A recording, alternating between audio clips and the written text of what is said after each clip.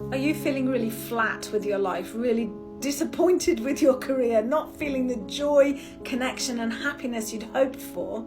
Well, I'm Joanne Faulkner. I'm a Shiatsu practitioner and a Qigong teacher, and I'm going to show you a point that will help open your heart and get your Qi, your energy, your life force moving again. So Shiatsu is like acupuncture but without needles, and we use powerful points on the body to flow the energy, sometimes either through trauma or injury or even hereditary conditions.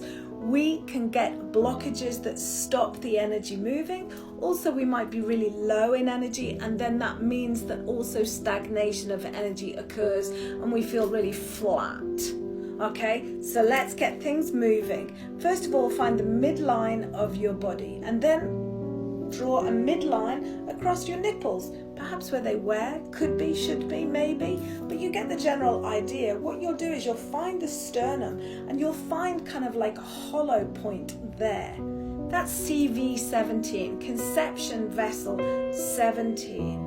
Now, you are not a machine, you are a living organism, so it's not like you're pressing a button. What I want you to do is press into there, feel, connect with your own energy, connect with your own sense of self, breathe, and then release. Press, breathe, and release. Now what this point is really good for, it's really good for anxiety, and it's really good for when you're feeling really kind of a little bit flat and low. This kind of physically will help to relax the muscles across the chest so you can breathe easier. It's very good for regulating heartbeat, and also if you tap this point, an extra added benefit is that it helps boost T cell production, so it helps with your immune system. There's so many things in Shiatsu. I absolutely love it.